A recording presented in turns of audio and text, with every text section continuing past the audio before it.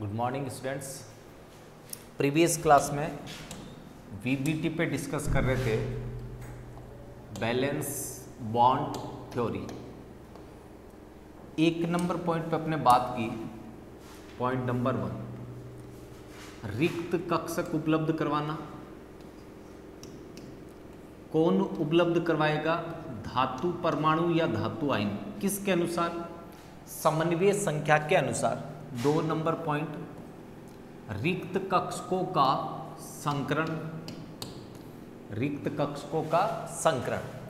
3 number, उपसहसंयोजक, उपसहसंयोजक बंध का निर्माण कौन करेगा? लिगेंड किसके साथ?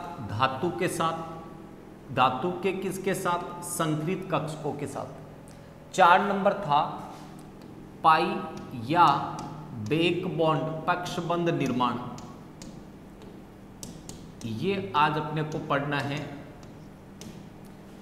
इसको धातु लिगेंड सहसंबंध नाम भी देते हैं। धातु लिगेंड सहसंबंध। इसमें ऐसे समझो, मान लो मेरे पास कोई धातु है, ठीक है, इसके ये रिक्त डी कक्षक है जिसको लिगेंड ने अपना इलेक्ट्रॉन से भरा हुआ कक्षक दिया और एक सिग्मा बंध का निर्माण कर लिया। मान लो लिगेंड था C ट्रिपल बॉन्ड O या CO। ये बंध बना है सिग्मा बंध। किससे किसकी तरफ बना है? लिगेंड से धातु की तरफ, जिससे लिगेंड के ऊपर आंशिक धनावेश आएगा और धातु पर आंशिक ऋणावेश। कल बताया था आवेश वितरण कैसे होता है, उदासीन कैसे होते हैं। इसने इलेक्ट्रॉन दिए तो इस पे नेगेटिव और इस पे पॉजिटिव। अब ये कह रहा है कि धातु के जो इलेक्ट्रॉन से भरे हुए पार्श्व डी कक्षक है, वहां से लिगेंड के जो रिक्त विपरीत बंधी पी पाई कक्षक है, इसके इलेक्ट्रॉन से भरे हुए कक्षक होंगे, इसके खाली कक्षक, इसका डी पाई और इसका लिगेंड का पी पाई। अब ये इलेक्ट्रॉन धातु से लिगेंड की तरफ विसरित होंगे, जिससे एक पाई बंध का निर्माण होगा। पहले लिगेंड से धातु की तरफ बना सिग्मा बंध, अब धातु से लिगेंड की तरफ बन रहा है पाई बंध। तो अब धातु इलेक्ट्रॉन दे रहा है तो धातु पे आंशिक धनावेश, लिगेंड पर आंशिक ऋणावेश। इस तरह से पाई बंध बनने से ये आवेश उदासीन, ये आवेश भी उदासीन। जो पाई बंध बना उसकी दिशा देखो कौन सी है। सिग्मा बंध बनाता लिगेंड से धातु की तरफ और पाई बंध बन रहा है धातु से लिगेंड की तरफ, तो दिशा विपरीत होती है। इसलिए इस पाई बॉन्ड का दूसरा नाम दिया बेक बॉन्ड, पक्षबंध या बेक बॉन्ड। अब इस बॉन्ड के बनने से ये मानते हैं कि जो कार्बोनिल समूह था उसका जो C ट्रिपल बॉन्ड O था वो C डबल बॉन्ड O में बदल जाता है, जबकि रियल में ऐसा नहीं होता। वहां ये मानते हैं कि ये बॉन्ड इधर आ जाता है जिससे इनके बीच डबल बॉन्ड बनते हैं। ऐसा नहीं है, ये बॉन्ड ट्रिपल बॉन्ड ही रहेगा, बट इनके प्रतिकर्षण के कारण इसकी सामर्थ्य कम हो जाएगी। और एक्सपेरिमेंटली धातु और लिगेंड के बीच बंध क्रम का मान, यानी कि जो बंध लंबाई होती है वो एकल बंध और द्विबंध के मध्य क्रम की आती है, जो ये स्पष्ट करती है कि इसमें पाई बंध बन रहा है। तो तीसरा इतना ही लिखना है। लैंग्वेज बोल देता हूं दोबारा। जब लिगेंड अपना इलेक्ट्रॉन युग्म देकर धातु के साथ उपसहसंयोजक बंध का निर्माण करता है, तो धातु पर आंशिक ऋणावेश व लिगेंड पर आंशिक धनावेश उत्पन्न हो जाता है, जिसे उदासीन करने के लिए धातु के भरे हुए डी पाई कक्षक से इलेक्ट्रॉन लिगेंड के रिक्त विपरीत बंधी पी पाई कक्षक की तरफ विसरित होने लगते हैं, जिससे बना बंध पाई बंध कहलाता है, जिसकी दिशा सिग्मा बंध के विपरीत होने के कारण इसे बेक बॉन्ड भी कहते हैं। जब किसी अणु की व्याख्या करनी हो तब तो ये 3 ही पॉइंट लिखने स्टार्ट वाले। और अगर वीबीटी की व्याख्या करनी हो तब चौथा पॉइंट भी लिखना है। अगर किसी अणु की व्याख्या करें तो इसकी जरूरत नहीं है। अब नेक्स्ट समझना वीबीटी के यूजेज क्या क्या है, उपयोग क्या क्या है, उपयोगिता, एप्लीकेशंस या यूजेज। पहला पॉइंट, इससे संकुलों की ज्यामिति समझा सकते हैं, ज्यामिति स्पष्ट कर सकते हैं, स्पष्ट कर सकते हैं। मतलब वीबीटी का दूसरा पॉइंट था संकरण। अगर संकरण पता चल गया तो अपने आप ही ज्यामिति पता चल जाएगी। दूसरा पॉइंट, संकुलों के चुंबकीय गुणों की व्याख्या कर सकते हैं, चुंबकीय गुणों की व्याख्या कर सकते हैं, चुंबकीय गुणों की व्याख्या कर सकते हैं। इसके लिए ये सूत्र याद रखना है, म्यू चुंबकीय गुण इकाई होती है बोर मैग्नेटॉन, सूत्र है n+2, जहां n कहलाता है अयुग्मित इलेक्ट्रॉन की संख्या। ये यहां तक अपने 4 पॉइंट पढ़ा है वीबीटी के। ये चारों पॉइंट एज इट इज आपकी बुक में रहेंगे। इसके बाद आपकी बुक में 3-4 एग्जाम्पल दे रखे हैं, वीबीटी से उनको एक्सप्लेन करो, खत्म। अपने वो 4 एग्जाम्पल लेने के बाद वीबीटी की कमियां भी पढ़ेंगे। आपकी बुक में नहीं है कमियां, बट कमियां थोड़ी सी अपने डिस्कस करेंगे। पहले मैं अणु ले रहा हूं जिनकी व्याख्या करनी है। नंबर 1,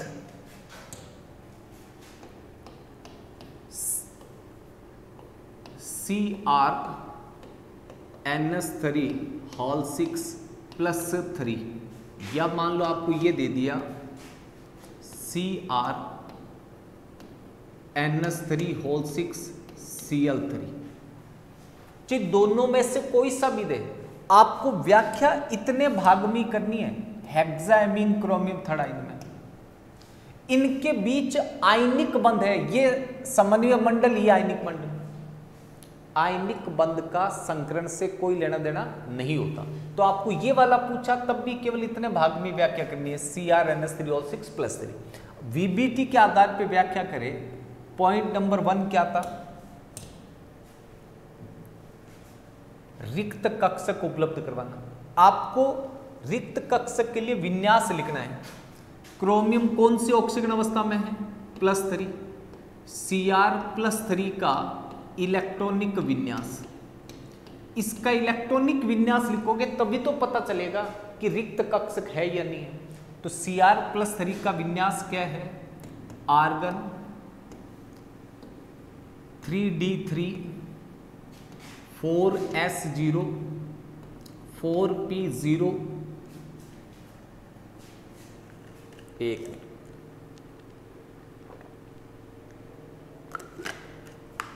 क्रोमियम का विन्यास था 3d5 4s1, 3 इलेक्ट्रॉन निकल गए, एक s में से गया, 2 d में से।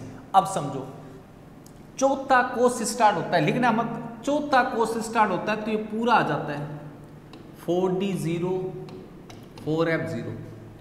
मतलब उपकोष तो सारे आ गए, जिनमें इलेक्ट्रॉन नहीं है वो खाली पड़े रहेंगे।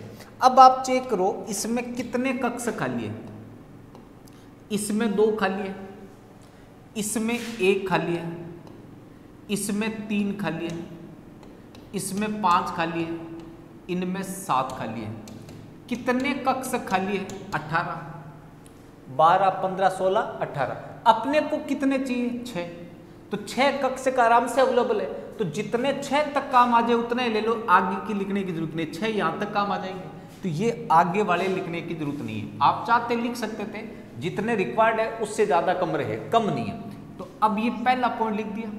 दूसरा पॉइंट क्या था, संकरण, और तीसरा पॉइंट क्या था, उपसहसंयोजक बंध। ये दोनों पॉइंट व्याख्या करते समय एक साथ लेने हैं। ये वाला संकरण और उपसहसंयोजक बंध, ये दोनों व्याख्या में एक साथ लेने हैं। से संकरण तथा उपसहसंयोजक बंध का निर्माण, उपसहसंयोजक बंध का निर्माण। देखो ये वाला विन्यास एज इट इज वापस लिख रहे हैं। सबसे पहले कौन है, 3d3 देन आफ्टर 4s0, फिर 4p0, आगे भी खाली है लेकिन अपने यूज नहीं आएंगे। डी में 3 इलेक्ट्रॉन है, ये 3 इलेक्ट्रॉन बने। अब यहां से संकरण पता करना, देखो कितने लिगेंड है, 6 बंध बने, 6 समन्वय संख्या है, यहां से 6 काउंट करने हैं, 1 2 3 4 5 6, यहां तक संकरण हुआ। तो पहले कौन काम आया, डी। कितने डी काम आए, 2, तो D2 1s 3p, संकरण का नाम है D2sp3 संकरण। सीधा पता चल रहा है कि पहले डी आया, इसका मतलब n-1 डी है, आंतरिक कक्षक संकरण है ये 6 संकरित कक्षक बने। जितने परमाणु कक्षक संकरण में भाग ले उतने ही संकरित कक्षक बनते हैं। कितने बने, 6। अब यहां तक तो संकरण पूरा हुआ है, अब ये लेना है उपसहसंयोजक बंध का निर्माण। ये लिगेंड अपना अपना इलेक्ट्रॉन युग्म संकरित कक्षक को दे देंगे। 6 लिगेंड है, 6 एज इट इज जोड़ दो।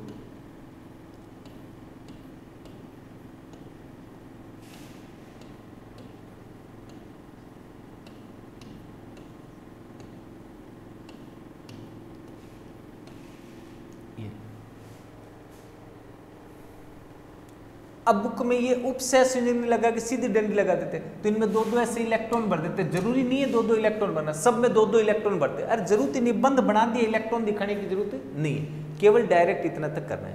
पहला पॉइंट विन्यास लिखो, दूसरा विन्यास वाले सेम से संकरण और उपसहसंयोजक बंध का निर्माण कर दो। तीसरा जो इसके उपयोग लिखे थे यूजेस, वो आपको पॉइंटों में लिखना है। तो तीसरा पॉइंट हो जाएगा ज्यामिति। ज्यामिति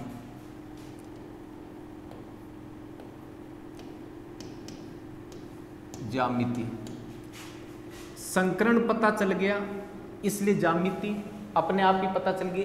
D2sp3 संकरण है, इसलिए क्या लिखेंगे, इसकी ज्यामिति अष्टफलकीय होगी। अष्टफलकीय, इससे ज्यादा कुछ नहीं लिखना है। अब इसका चित्र बनाना है, तो चित्र अष्टफलकीय का देखो कैसे बनता है। यहां क्रोमियम धातु है, ये 6 उपसहसंयोजक बंध बने।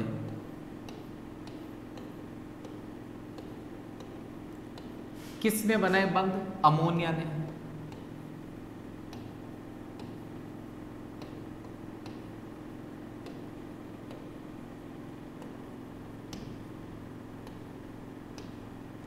पूरे के ऊपर प्लस का 3 आवेश था, प्लस का 3 आवेश। चौथा पॉइंट चुंबकीय आघूर्ण। चुंबकीय आघूर्ण यानी कि चुंबकीय गुण, इन कक्षक में चेक करना है। इनमें कहीं पे भी अयुग्मित इलेक्ट्रॉन दिख जाए एक भी, तो वो अनुचुंबकीय होगा, नहीं हो तो प्रतिचुंबकीय। कितने अयुग्मित इलेक्ट्रॉन है, 3, अनुचुंबकीय प्रवृत्ति का होगा। क्या लिख दूं, अनुचुंबकीय। अनुचुंबकीय चुंबकीय आघूर्ण कितना होगा, mu Bohr magneton under root n+2 under root 3 + 2 3.87। हल करके देख लेना, जितने अयुग्मित इलेक्ट्रॉन इसके अनुसार। ये मैंने वीबीटी से व्याख्या की है पहले की, जिसमें पाई बंद का कुछ भी नहीं लेना है। अगर मैं इसको चेंज करता, समझना आप थोड़ा सा, मैंने इसमें चेंज किया, एक दंतुक की जगह द्विदंतुक लिगेंड इथाइलिन डाइअमीन लिया, तो 6 की जगह 3 लिगेंड कर दो। वहां 6 लिगेंड 6 बंद बना रहे थे, यहां 3 ही बना लेंगे, En होल थ्राइस। यहां क्या चेंज करना है वो समझना, केवल बंद में इतना ही चेंज करना है, ये 2 बॉन्ड अकेला En बनाएगा। पहले 2 NH3 2 बॉन्ड बना रहे थे, अब 2 En बना रहे। ये सारे एग्जाम्पल लिखने की जरूरत नहीं है, आगे CFT और पढ़ेंगे तो सारे क्लियर हो जाएंगे। ज्यामिति की बात करें, इन NS3 को मैंने हटाया और यहां पे ऐसे 90 डिग्री पे EN लगा दिया, 1 2 और ये 3। अगर मैं इसकी जगह और भी कोई सा अणु लेता, कोई सा भी ले सकता हूं, विन्यास पे डिपेंड करेगा। आगे नेक्स्ट नया समझना। दूसरा, COF6-3 की व्याख्या, या ये ऐसे भी आ सकता है K3COF6। आयनिक मंडल को हटा दो, फिर जितना बच गया समन्वय मंडल, उसमें आपको संकरण समझाना है। चेक करो VBT से। सबसे पहले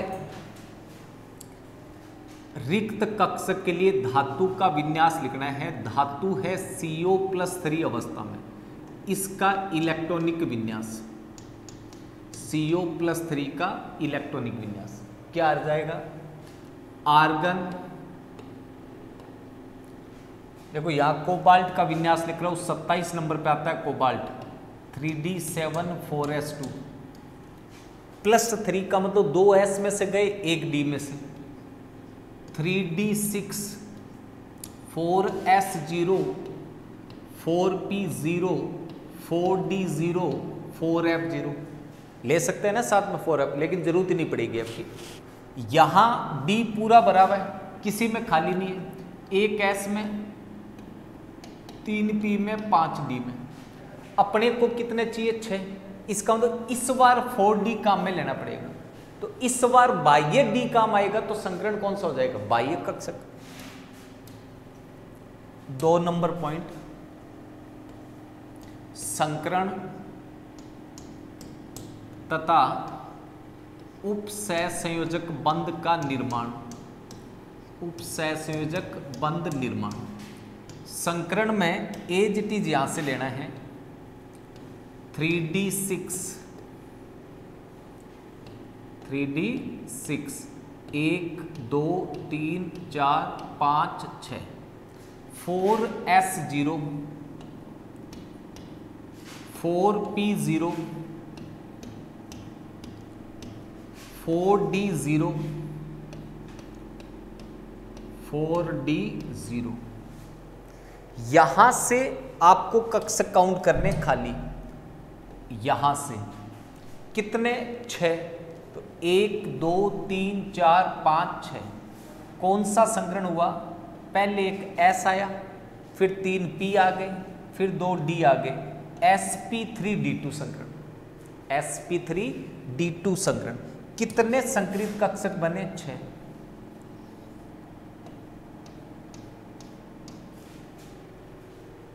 ये तो केवल मैंने संकरण की बात की है।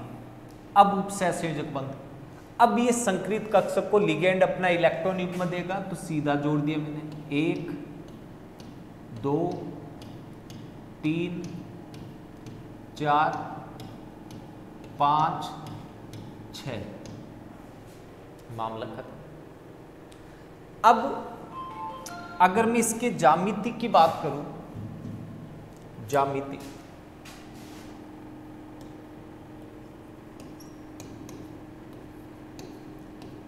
ज्यामिति sp3d2 संकरण है, इसलिए ज्यामिति कैसी होगी? अष्टफलकीय, अष्टफलकीय। वही चित्र बनाना है जो अभी थोड़ी देर पहले मैंने बनाया है। यहां पे आ जाएगा CO, ये 6 उपसहसंयोजक बंध F के साथ बन गए, पूरे के ऊपर सूत्र में भी तो यही दे रखा है, COF6, फिर स्क्वायर ब्रैकेट के बाहर आप इसने रखा है -3। चौथा पॉइंट, चुंबकीय प्रवृत्ति या चुंबकीय आघूर्ण। तो पहली बात तो यह कि ये अनुचुंबकीय होगा। क्यों होगा? क्योंकि इसमें 4 अयुग्मित इलेक्ट्रॉन है। 1 2 3 4। चुंबकीय आघूर्ण कितना आ जाएगा, म्यू बराबर, पहले फॉर्मूला लिखना फिर सीधा मान लिख रहा हूं, 4 4 प्लस 2 6 6 चौक 24 4.89। अब क्वेश्चन एग्जाम में क्या आता है वो समझना। क्वेश्चन ये आएगा, लिखना नहीं है, CrNs3O6 + 3 मतलब हेक्साएमीन क्रोमियम थर्ड आयन की तुलना में हेक्साफ्लोरो कोबाल्टेट थर्ड आयन अधिक अनुचुंबकीय होता है, क्यों?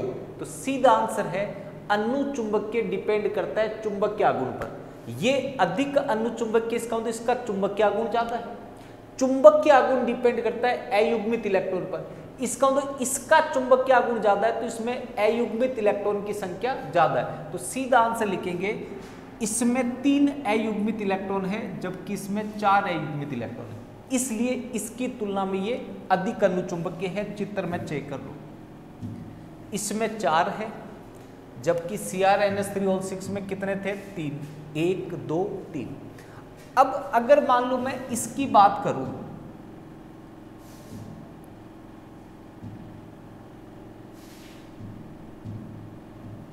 समझना,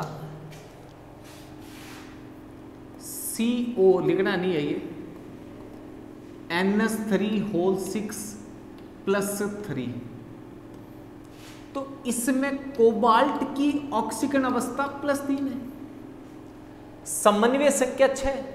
इसका मतलब ये हुआ कि मैं इसी में चेंज कर दूं, CO+3 का विन्यास लिखा हुआ है, संकरण वगैरह सब कुछ लिखे हुए, यहां NS3 जोड़ दूं, अनुचुंबकीय प्रवृत्ति का हो जाएगा, जबकि रियल में प्रतिचुंबकीय। अब ये आपको अभी समझना नहीं है, उसी का यहां थोड़ा सा बता रहा हूं। उसमें 6 इलेक्ट्रॉन ऐसे भरेंगे, इस तरह से युग्मित कर दिए, तो यहां से संकरण शुरू हो जाएगा D2sp3। कैसे हुआ अभी कंफ्यूज मत हो, बुक में VBT में दे रखा है, लेकिन आप CFT पढ़ने के बाद पढ़ना ताकि VBT में प्रॉब्लम नहीं है, क्योंकि अब तक मैंने आपको 2 एग्जाम्पल बताए, उसमें आपकी प्रॉब्लम नहीं आई। बुक में अभी VBT में ये भी एग्जाम्पल दे रखा है NiCl4-2, ये भी दे रखा है NiCN4-2, CuNS3 भी दे रखा है। वो अभी VBT में करा दूंगा तो आपके समझ नहीं आएगी कि इलेक्ट्रॉन युग्मित क्यों कर रहे हैं। जैसे ही CFT पढ़ ली, फिर VBT की व्याख्या करते समय CFT का यूज करना है, तब आपके कहीं प्रॉब्लम नहीं आएगी। तो अभी तक मैंने छोटे छोटे 2 अणुओं की व्याख्या की है, जैसे इस अणु में आए तो VBT इसको एक्सप्लेन नहीं कर पाया, इसलिए VBT की कमियां बनी। क्या क्या कमियां बनी वो देखना। VBT की कमियां बुक में नहीं, आपके ध्यान रखना कमियां, VBT की कमियां। इसकी जो मुख्य कमी थी, मतलब जिसके कारण कमियां रही थी, उसका रीजन था इसने धातु पर अधिक ध्यान दिया, लिगेंड पर ध्यान नहीं दिया। मतलब मकान मालिक पर तो पूरा ध्यान दिया, किराएदार के ऊपर बिल्कुल ध्यान नहीं दिया।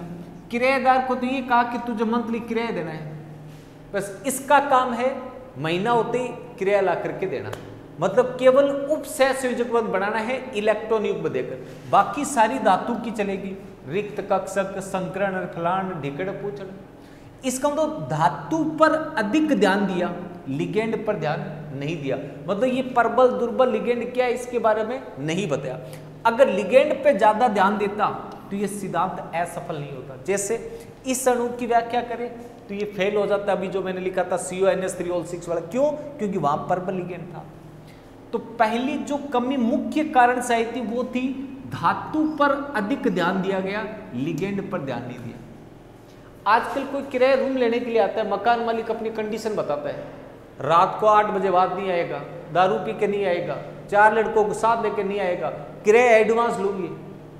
कोई ये नहीं कहता बेटा तू है कहाँ का, तेरी आईडी तो दिखा, कहीं तू आतंकवादी तो नहीं है ना, चाहे तू आतंकवादी, उससे मतलब नहीं है मकान मालिक को। किराया मंथली पहले एडवांस लूंगी, बस वो मतलब सारी शर्तें अपनी लगा रहे हैं। वो सब किराएदार के हाँ 8 बजे आऊँगा, ये 4 जने साथ नहीं आएंगे, सब कर लिया। 5 दिन बाद रोते हुए मिलते हैं। क्या हुआ कि वो किराएदार था, दादी जी को मार कर सारा रुपये लेकर लूट के चला गया। कहाँ का था कि ये तो पता नहीं। तो तुमने उसको रखा किस बेस पे था? जब तुम्हें यही पता नहीं है कि वो कहाँ का था, पुलिस वेरिफिकेशन कराया नहीं, उसको किस बेस पे रखा कि वो किराया दे रहा था। मतलब केवल इतना ध्यान रखा कि वो इलेक्ट्रॉन युग में देखकर बंद बना रहे, और कुछ भी ध्यान नहीं रखा। बाद में पता चला वो जो आया था वो परबल था, आतंकवादी था, दादी जी को सल्टा के सारा सोना पैसा लेके चला गया। तो पहली कमी इस पे धातु पर अधिक स्ट्रेस दिया, अधिक ध्यान दिया, लिगेंड पर नहीं, जिससे इसी में लिखना है, जिससे सभी संकुलों की ज्यामिति व चुंबकीय गुणों की व्याख्या नहीं कर पाया। धातु पर अधिक ध्यान दिया गया, लिगेंड पर नहीं, जिससे सभी संकुलों की ज्यामिति व चुंबकीय गुणों की व्याख्या नहीं कर पाया। अब ये ज्यामिति कैसे नहीं कर पाए, ये सीएफटी में बताऊंगा कि अगर समन्वय संख्या 4 हुई तो ज्यामिति चतुष्फलकीय होगी या वर्ग समतलीय, ये सीएफटी से पता चलेगा, इससे पता नहीं चलता। दूसरा, Cu+2 और CO+2 के संकुल की बात करें, ऐसे संकुल 4 समन्वय संख्या वाले जिनमें Cu+2 उपस्थित हो या CO+2 हो, इनमें 3D से एक इलेक्ट्रॉन एक्साइट होकर के 4D में जाता है। आजकल की बुक में 4P में भेज रहा है, चलो कहीं भेजो। 3D से इलेक्ट्रॉन 4D में चला जाता है। इलेक्ट्रॉन को उत्तेजित होकर निम्न ऊर्जावस्था से उच्च ऊर्जावस्था में जाने के लिए ऊर्जा कहां से मिली, इसका स्पष्टीकरण इसके पास नहीं था। मतलब Cu+2 और CO+2 के संकुल में इलेक्ट्रॉन उत्तेजित होकर निम्न ऊर्जा स्तर से उच्च ऊर्जा स्तर में संक्रमण करता है, इसके लिए ऊर्जा कहां से प्राप्त होता है स्पष्ट नहीं कर पाया। तीसरा पॉइंट, जब इनमें इलेक्ट्रॉन अयुग्मित है, एक्साइट होकर उच्च कोश में जाता है, तो ये तो अनअपचायिक है, अनअपचायिक, और ये अपचायिक है। मतलब इनके अपचायिक गुणों में अंतर को स्पष्ट नहीं कर पाया कि दोनों में एक इलेक्ट्रॉन है, दोनों में एक इलेक्ट्रॉन हाई एनर्जी लेवल में जा रहा है, फिर ये अनअपचायिक क्यों है, ये अपचायिक क्यों है, इसकी व्याख्या नहीं कर पाया। चौथा पॉइंट, लिगेंड के वर्गीकरण का आधार नहीं था। मतलब लिगेंड को 2 भागों में बांटा, प्रबल लिगेंड और दुर्बल लिगेंड। किस आधार पर बांटा, इसका कोई प्रमाण नहीं था। लिगेंड के वर्गीकरण का कोई आधार नहीं था। जितने भी संक्रमण तत्वों के संकुल है, मतलब डी ब्लॉक के जितने भी धातु है वो सभी संकुल यौगिक बनाते हैं, और उन संकुलों में जो धातु आयन होगा उसका जलीय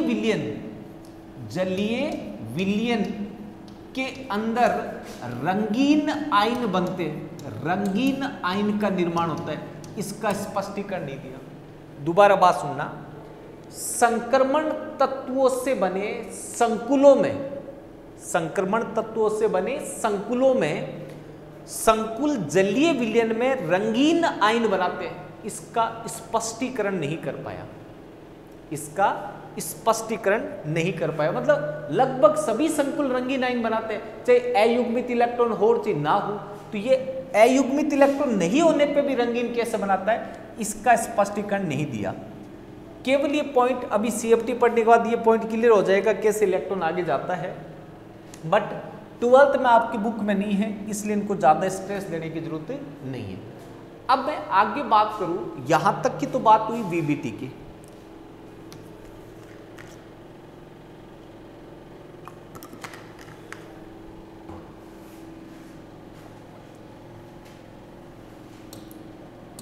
दो नंबर सिद्धांत आया CFT, CFT crystal field theory, crystal field theory, crystal क्षेत्र विपाटन सिद्धांत, विपाटन सिद्धांत।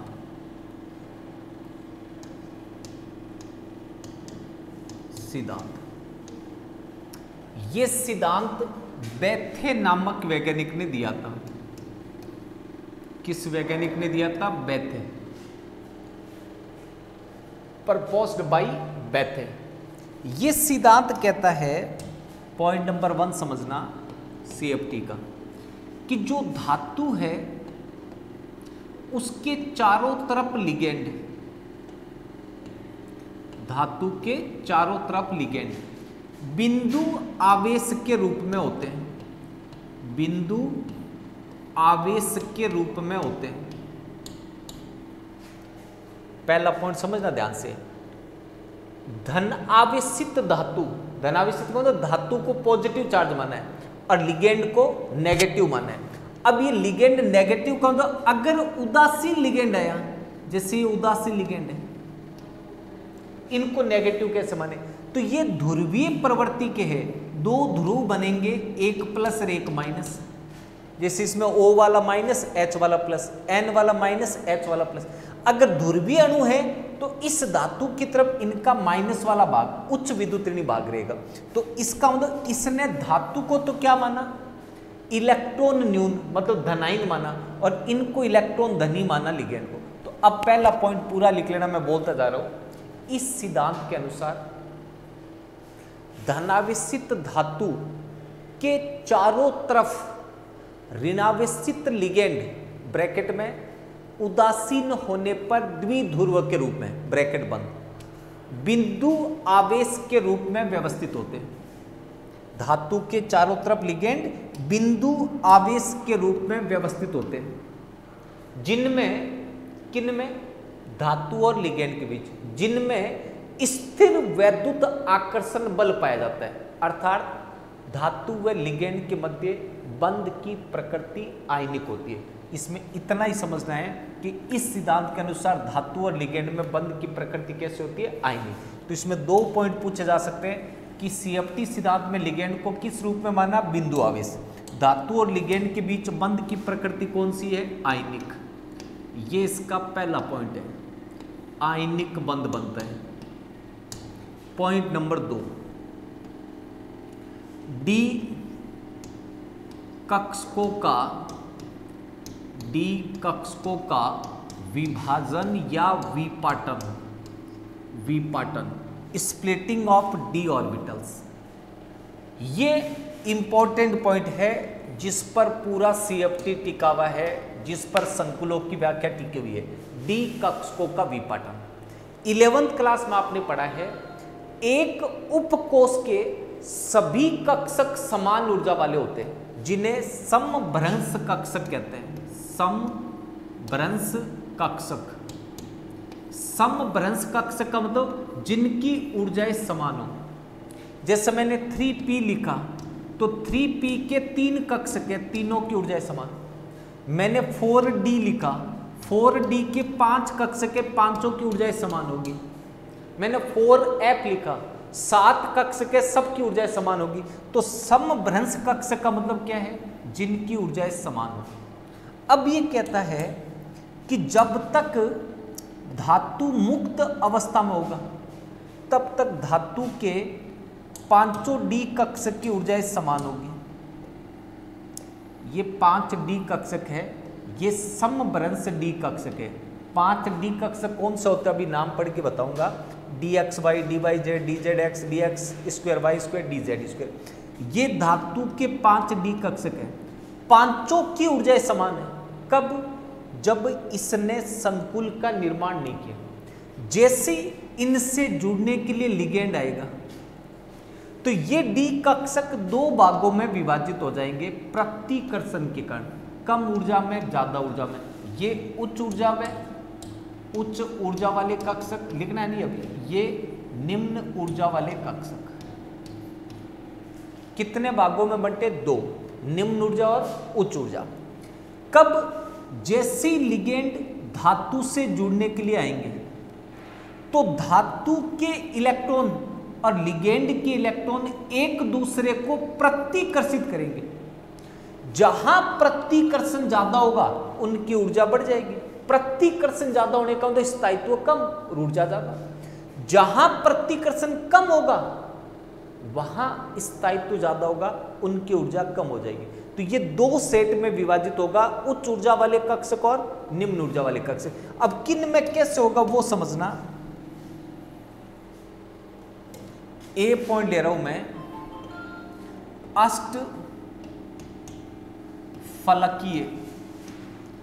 अष्टफलकीय संकुलों में, अष्टफलकीय संकुलों में डी कक्षकों का विपाटन।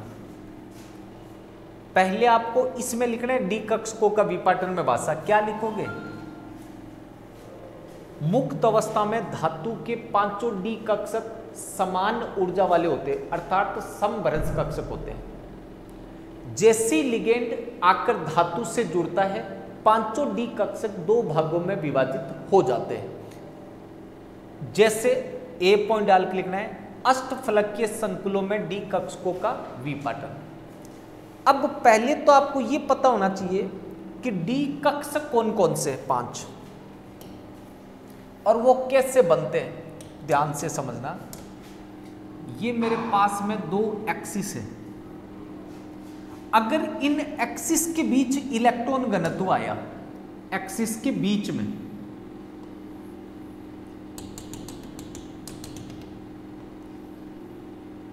दो अक्षों के बीच इलेक्ट्रॉन घनत्व आया, तो इसका मतलब ये इन दोनों के बीच में है। तो बीच में तो खाओ ब्रिटानिया 50-50, आधा इसका भाग आधा इसका भाग इसके पास है, अगर इसके पास तो 1-1 आ गया। अब अगर मैं इसको एक्स एक्सिस, इसको वाई एक्सिस नाम देता हूं तो डी कक्षक का नाम हो जाएगा डी एक्स वाई। अगर मैंने इसको वाई एक्सिस और इसको जेड एक्सिस नाम दिया, या इसको एक्स एक्सिस इसको जेड नाम दे दिया, तो यहां क्या नाम हो जाएगा? Y Z, D X Y D Y Z. अगर मैंने इसको नाम दिया जेड, इसको नाम दिया एक्स, तो ये डी जेड एक्स हो जाएगा, D Y Z D Z X. तो डी कक्षक 3 तो ये हो गए, D X Y D Y Z D Z X. अगर इलेक्ट्रॉन घनत्व अक्षों के ऊपर आया, जैसे ये एक्स एक्सिस ये वाई एक्सिस, अक्षों के ऊपर इलेक्ट्रॉन घनत्व आ जाए, तब इसको नाम देते हैं D X square Y square. ये चौथा डी कक्षक। अगर इलेक्ट्रॉन पूरा जेड एक्सिस पे आ जाए, ये जेड एक्सिस वाई एक्स और एक छोटी सी लोब बन जाए एक्स और वाई की दिशा में, तब इसको नाम देंगे डी जेड स्क्वायर। तो टोटल 5 डी कक्षक थे जिनको मैंने 2 भागों में विभाजित कर लिया। पहले जो 3 डी कक्षक हैं, D X Y D Y Z D Z X, इनमें इलेक्ट्रॉन घनत्व अक्षों के बीच में आया। इलेक्ट्रॉन डेंसिटी, इलेक्ट्रॉन घनत्व अक्षों के मध्य है, अक्षों के मध्य। इनमें दोनों में इलेक्ट्रॉन घनत्व अक्षों के ऊपर है, ऑन द एक्सिस है। इलेक्ट्रॉन घनत्व अक्षों पर है। इसमें कहां था? अक्षों के मध्य, और यहां कहां है? अक्षों के ऊपर है। अब अष्टफलकीय संकुल कैसे बनता है वो समझना। ये 3 एक्सिस होती है, एक्स एक्सिस, वाई एक्सिस और जेड एक्सिस। इनसे देखो ध्यान से, अष्टफलकीय संकुल बन गया। यहां मेटल है, ये लिगेंड है। इसका मतलब ये हुआ कि अष्टफलकीय संकुल बनते समय लिगेंड अक्षों की दिशा से आएंगे। अष्टफलकीय संकुल बनते समय लिगेंड अक्षों की दिशा से आएंगे। इसका मतलब ये हुआ, ऐसे समझना, पेन है ये, दो तीन खाली पेन, चौक के टुकड़े से काम चलाएंगे। ऐसे समझना, ये मेरे पास में एक्स एक्सिस है, ये वाई एक्सिस है, ठीक है। ये मेरे पास में अक्षों के बीच में इलेक्ट्रॉन घनत्व, ऐसे देखो, ये एक्स एक्सिस, खाली पेन है क्या बेटा, दे दो तीन, एक सेकंड समझना ध्यान से, ये एक्स एक्सिस, ये वाई एक्सिस, या ये वाई, ये जेड, ये एक्स, ये दो अक्ष है। इलेक्ट्रॉन घनत्व यहां है, इसका मतलब इन तीनों में से कोई है। अब लिगेंड जुड़ने के लिए अष्टफलकीय में तो फिक्स है, अक्षों के ऊपर से आएगा। तो देखो, मेटल का, धातु का इलेक्ट्रॉन घनत्व यहां है, लिगेंड ऐसे जुड़ने के लिए आ रहा है। तो अब लिगेंड के इलेक्ट्रॉन और धातु के इलेक्ट्रॉन के बीच में देखो अभी भी दूरी है, दूरी ज्यादा है, प्रतिकर्षण कम होगा, प्रतिकर्षण कम होगा, स्थायित्व ज्यादा, ऊर्जा कम। अगर मैं इन दोनों की बात करूं, इनमें से कोई, तो ये इलेक्ट्रॉन घनत्व अक्षों के बीच नहीं है, अक्षों के ऊपर आ गया। इलेक्ट्रॉन तो अक्षों से आएंगे, लिगेंड, अब जैसे ही लिगेंड आया तो अब लिगेंड के इलेक्ट्रॉन और धातु के इलेक्ट्रॉन में प्रतिकर्षण ज्यादा होगा। प्रतिकर्षण ज्यादा होगा तो ऊर्जा ज्यादा होगी, स्थायित्व कम होगा। इसका मतलब अष्टफलकीय संकुल में इनमें प्रतिकर्षण कम होगा, क्योंकि ये अक्षों के बीच में और लिगेंड अक्षों से आ रहे हैं। इनमें प्रतिकर्षण ज्यादा होगा क्योंकि जिस जगह पर इलेक्ट्रॉन घनत्व है वहीं से आके लिगेंड जुड़ रहे हैं, तो इनकी ऊर्जा बढ़ जाएगी। इनको नाम देंगे Eg कक्षक। इनकी कम हो जाएगी, इनको नाम देंगे T2G। T2G का नाम है, 3 कक्षक है ये, Eg वाले में 2 है, इसको नाम देते हैं ट्रिपली डीजनरेट।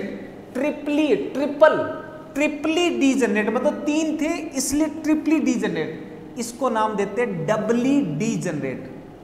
त्रिसमवरंसता और द्विसमवरंसता, ट्रिपली डीजनरेट, डबली डीजनरेट, ये कल पढ़ेंगे अपने, आज टाइम हो गया अपना। अष्टफलकीय संकुलों में डी कक्षकों का विपाटन। अगर एक बार ये डी कक्ष का विपाटन समझ में आ गया, फिर VBT CFT अपने आप समझ आ जाएगी। तो आज के लिए इतना काफी है। Thank you, have a nice day, God bless you.